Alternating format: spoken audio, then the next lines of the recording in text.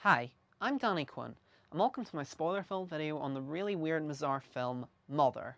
In this video, I'll talk a little more in depth about certain aspects of the movie, like the characters and the story, and give my personal interpretation on just what director Darren Aronofsky might be trying to say here. So if you haven't seen Mother yet, I'd suggest viewing my spoiler-free video on it, or seeing the movie first, and then coming back and seeing this review.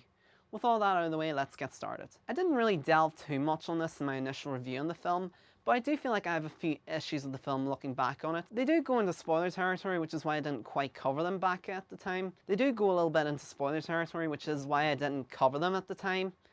I don't think I mentioned this back when I first reviewed the film, but I feel like the first half of the film is probably the most effective.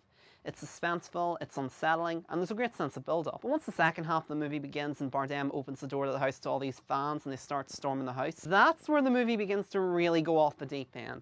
It gets really crazy, and I wasn't really scared or freaked out by a lot of what happened in this part of the film.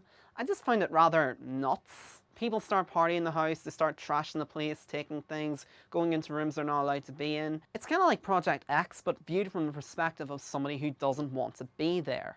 But easily the most divisive and definitely the most controversial aspect of the movie is the scene towards the end where Mother gives birth. Bardem's him, yes, that's how he's referred to in the movie, he's never actually given a name, gives the baby to the crowd who kill the child and devour it. It's a very shocking scene that will definitely divide audiences over the film, and truth be told, this is one element I'm still very split on, because on one hand, I think it does fit with what Aronofsky is trying to say, and it does feel appropriate within the context of the film, but at the same time, I can see why so many people find it to be overly gratuitous. It's really disturbing and horrifying, but also very disgusting as well. Now let's discuss my interpretation of the movie. There's a lot of interpretations that Jennifer Lawrence's character in this movie is Mother Earth, and I can definitely see that in how a lot of the events in this movie unfold. Basically, all these people come into her house and start tearing the place up and ostensibly abusing her.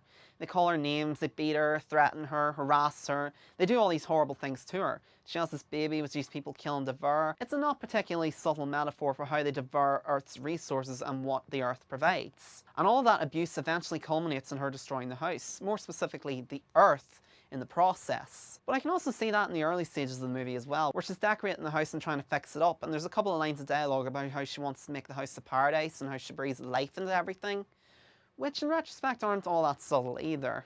And I think this is going to sound a little bit strange, but I think to some extent that Jennifer Lawrence is meant to be a physical representation of the house. So whenever she sees this heart in the walls that's beating, I think that's meant to be the heart of the house. And whenever these people start tearing up the house and wrecking it, they're ostensibly hurting her at the same time. She's almost like Ego the Living Planet from Guardians of the Galaxy. And there's a lot of other imagery involving hearts and life in this movie as well. The heart that she finds in the toilet at the beginning of the film, Bardem puts this heart-shaped crystal in his study, which is almost literally like the heart of the house. So when Ed Harris and Michelle Pfeiffer accidentally shatter, they're basically shattering the heart of the house and breaking his heart in a way. Bardem rips out Lawrence's heart at the end of the film and puts it in the study where the old heart was, and the formerly destroyed house reforms and morphs back in this newly renovated house again.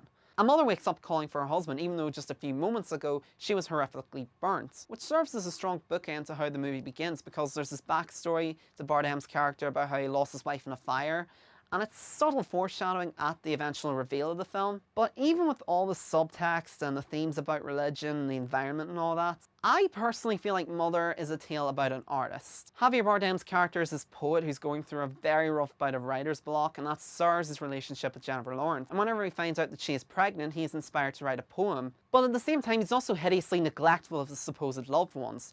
Jennifer Lawrence suffers a lot of abuse at the hands of the people he invites into his house, and the child that he helped bring into the world is unceremoniously killed and devoured by the very people that he inspires. I think it's meant to raise questions about whether it's worth making sacrifices for one's arts. And the way that the movie begins and ends, it's implied that Bardem is stuck in this never-ending cycle where he sacrifices his loved ones purely for the sake of his arts. So that's my interpretation of the movie Mother. I will most likely be watching this movie again when it comes out on Blu-ray, and I am definitely thinking about doing more spoiler-filled videos or analysis pieces in the future.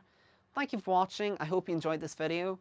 I'll be back soon with reviews for Flatliners and Blade Runner 2049, along with a couple of videos on the original Blade Runner. But in the meantime, feel free to like the video, leave a comment, and subscribe to my channel. If there's anything I can do to improve my presentation, let me know. And until next time, I'm Danny Quinn, and I hope you have a pleasant evening.